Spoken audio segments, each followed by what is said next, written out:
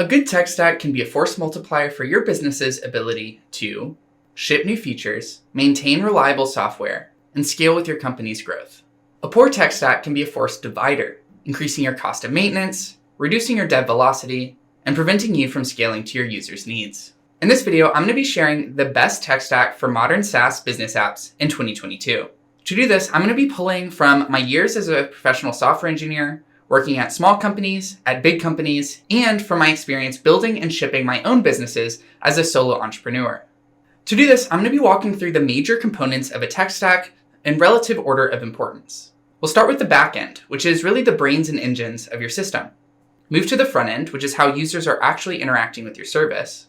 And then finally talk about the database, which is how you're going to persist your data in your system. For each part of this stack, I'm going to be sharing my recommendation and why. Some of the features that set it apart from the rest of the market. Some honorable mentions in case you want to substitute a technology, and then also share a few technologies I would stay away from. At the end of this video, you should have a very highly curated list of good technologies to choose from to get your service started in the right direction. So let's first start off with the backend. This is arguably the most important part of your system. This is where your core business logic is going to live and is therefore the brains and engine of your service. To put it another way, this is actually how your business does the job that your user has hired it for. My recommendation for backend technology is C# and .NET. C# is an advanced, ubiquitous, and general-purpose programming language. And .NET is a highly performant web framework with decades of real-world usage and updates under its belt. Together, they're not the flashiest technology, but they are one of the most popular, loved, and capable. By popularity, it's the first and third most used framework and in the top 5 most used web frameworks by professional developers. And those that are using it really love it. It is the most loved framework and the second most loved web framework, only behind Svelte, which is actually our front-end choice. And as we move into features, we can kind of understand why that is. Why do people love it so much and why do they use it?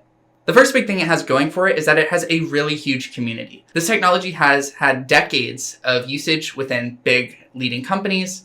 And over that time, developers have created a lot of documentation, a lot of code libraries, and contributed a lot back to the ecosystem. If you choose this technology, all of that work is stuff that you can leverage in your own business. Going hand in hand with this is that it's a very mature ecosystem. It has had those decades of experience with large companies, and all of those have contributed to it, found problems with it, and reported back to Microsoft. Microsoft is currently backing this, so that's always improving in its reliability, and its performance, and in its ability to take on new business challenges. The language and framework is backed by tech heavy hitters like Microsoft, MasterCard, and Stack Overflow, and it has an official large and reliable packaging system with NuGet with over 300,000 packages available and over 173 billion code downloads. Even more important than the ecosystem that surrounds the technology is actually the technology itself, and it provides really great dev velocity. Because you have all this code and examples available to you, it's really easy to find what you're looking for and use that as a reference in your own code. More than that, C# is renowned for having some of the most advanced language features and having done that years before other things like Rust came along. It has highly advanced and optimized object-oriented programming paradigms built natively into the code, and also has functional coding paradigms baked in as a first-class citizen. In addition to making the act of coding very efficient, it's also very performant itself. .NET almost always ranks in the top 10 for most performant frameworks, and C# itself runs comparably to Java, which is known to be able to support massive organizational loads. Together, this makes C# a really great, performant, scalable technology choice for your backend. Now, I do want to provide some honorable mentions to other technologies that I think do well in this space. Python and Node are both great options with great communities, and they're constantly evolving. One to stay away from is probably Java. Java has just been falling behind in a lot of areas like updates, reliability, performance, etc., and other technologies are just doing a better job of keeping up to date. Now moving on to frontend. So frontend is what I would consider the second most important part of your system. Assuming your backend services do their job, the frontend is really the last mile, which can make or break your user experience. My recommendation for the front end is Svelte and SvelteKit. So Svelte is a web framework that provides similar web app building capabilities as React, Angular, and Vue. SvelteKit is a web framework within the Svelte ecosystem that is purpose-built to make it very easy to stand up a performant web server using a Svelte front end. If you're familiar with the React ecosystem, it's basically like SvelteKit is to Svelte as Next.js is to React. Though Svelte has relatively small usage compared to these other large web frameworks at only 2.7%, it has been the most loved web framework 2 years running and has consistently been in the top 5 most wanted web frameworks by professional developers. Anecdotally, I've used it in my own project, and it has been the most simple and fastest web framework I've ever used to build a front end.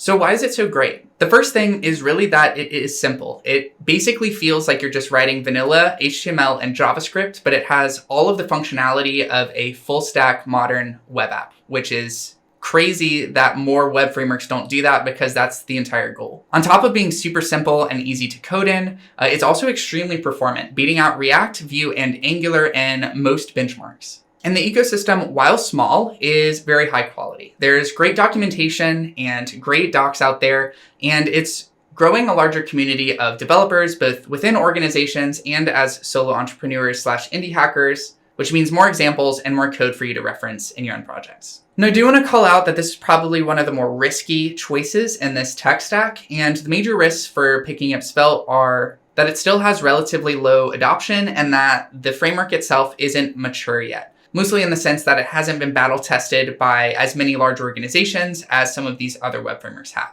That said, Svelte was still my top choice because it is just so simple and easy to work with, and it is just so much faster than these other frameworks that I think it's only a matter of time before we do start seeing some very large adoption by these organizations. And we already see that somewhat as it started being adopted by IBM, Square, and the New York Times, among others. But if choosing an early technology isn't for you, we also have some honorable mentions that are a bit more mature in this space. So those will be React and Vue, which are some of the most popular web frameworks being used today. If you want to learn more about why I picked Svelte, a relatively new framework, over React, which is the most popular web framework today, check out my video on Svelte is better than React for a more detailed comparison. One web framework that I would recommend you stay away from is Angular. It's also getting left behind. It's not as loved by the developers that use it, and it's falling in popularity. So there's other frameworks that are just doing way better. They're more cutting edge and much easier to work with, so probably just stick with those.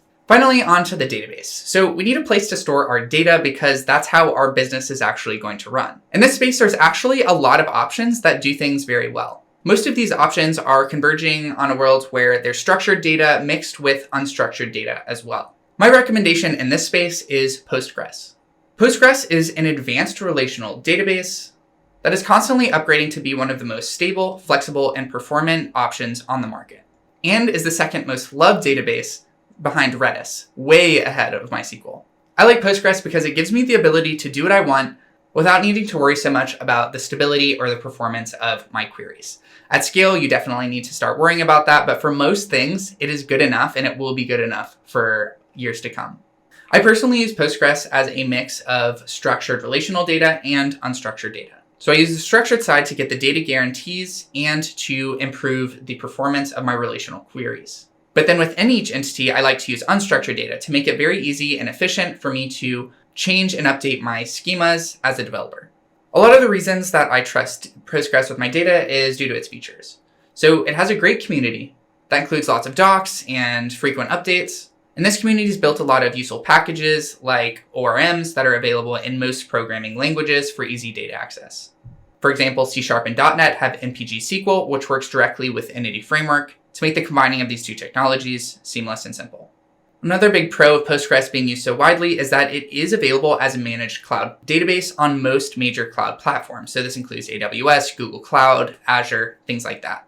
Postgres is also highly performant, beating out Mongo in most benchmarks and beating out MySQL at high loads. So for most use cases, Postgres is good enough and better than a lot of the other options. The codebase is also mature and reliable, being used on and iterated on for decades, and is trusted and supported by many large companies like Uber, Netflix, and Instagram. Now, there are some other great database options out there that I would also recommend depending on your situation. One of them is MongoDB if you prefer a more NoSQL lean, and the other is MySQL if you want a similar relational database that also provides some unstructured data capabilities. Depending on your specific use case and the makeup of your team and its experience, one of these options might be better for you, but I still think Postgres is one of the best options in the space due to its performance, its stability, and all of the extra features and documentation that is available for this technology. One major database that I would recommend you stay away from is SQL Server. It has a commercial license, which is unusual. Most of them have the ability to be free.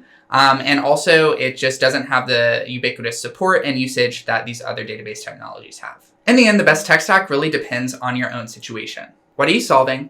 How are you solving it? And who is doing the solving? But we can leverage the experience and the expertise of developers around the world to help us narrow down the problem space. This leads us to a highly efficient, scalable, and flexible tech stack that we can use for most business apps. I believe in this tech stack so much that I now build all of my new SaaS apps in it. To speed up development time on my new apps, I built CloudSeed. This is the project template that gives you the full source code for a fully functional SaaS app right out of the box. It includes a full data model, authentication, payments and subscriptions, and a lot more that you need to get your SaaS app up and running. With CloudSeed, I can spin up a full stack SaaS app built with this technology stack in minutes, not weeks or months. Get it today at cloudseed.xyz.